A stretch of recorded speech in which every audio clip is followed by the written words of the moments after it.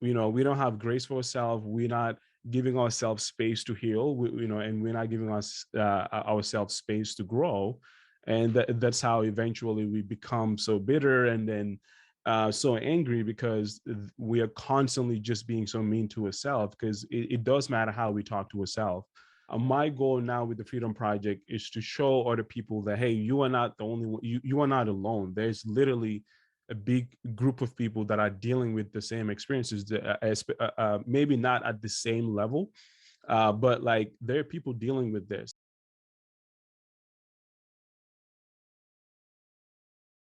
But yeah, I actually grew up in like West Africa. It's a very small island inside a country that's its own country called Gambia. Everybody played soccer. It doesn't matter whether you were a boy or a girl, or like soccer was like the thing that we all would like just come together and just hang out. So my best friend back then, when I was picked to actually become like a Puma athlete, we like went to the beach to like hang out and just celebrate. And it was my idea for everybody else to come to the beach with me. And then he ended up drowning. So when that happened, me as a little kid, I had to go back and tell his mom, and that was like the worst experience ever. Like the mom was yelling at me, and so I just kind of made it my fault. I went through something very like traumatic, especially watching it happen and trying to save my friend. But we were just little kids, and the tides were very strong. While I was going through that, I also ended up getting molested by like one of our coaches. And this is where like the physical like manifestation of trauma like actually became a stutter, because I felt like I was being silenced for so long because I wanted to talk about all these things, but I didn't really know how to talk about it.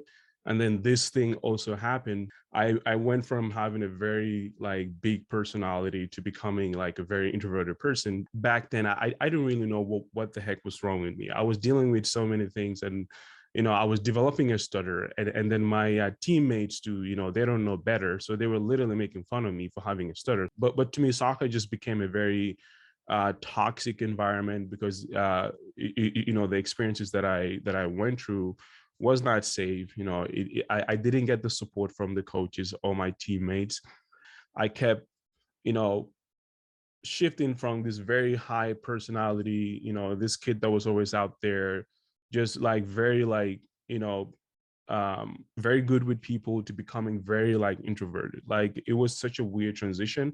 And I was the only one seeing that happening. So that's how I got here. I was genuinely trying to run away from Africa, because everything that I knew about myself was not true. Yeah, so it's like I decided to just keep going to therapy and like learning more about myself. And one thing led to another. I literally like the stutter just went away, and that kind of blew my mind. I was like, wait, what's happening here? Why did I lose this stutter? Like I like started talking with more confidence. This is an experience. It's not who I am, so I'm not going to make it my identity.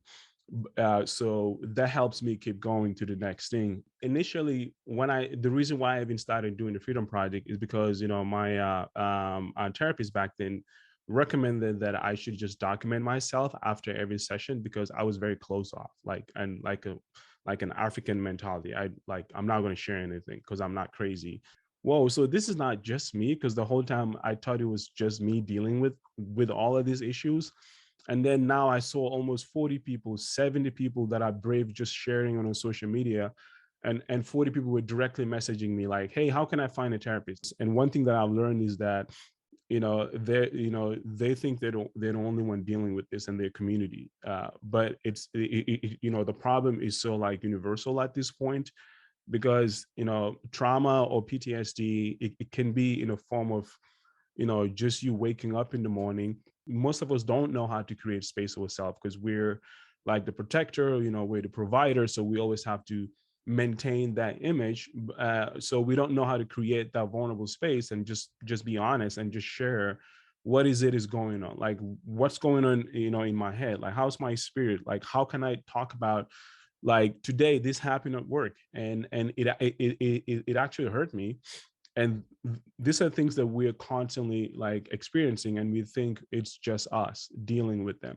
The startup side, we're creating that where someone can go in, to a platform and get together like an education on mental illness, like what is a psychologist, what's therapy, what's a therapist, like who do you go to, which insurance to use, because these are information that the experts feel like it's not needed to talk about. But these were the same things that I was struggling with when I wanted to go get help. I didn't know who to talk to, who's a psychologist, how much it was, like who to talk to, and like all these basic questions is what I'm going to address in this video platform.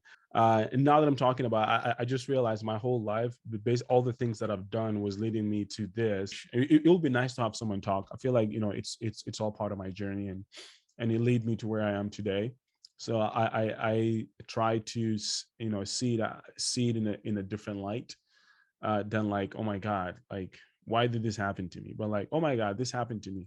Oof, that was rough. But here we are today, and I'm just grateful to be alive and talking to people about it, and just sharing my story.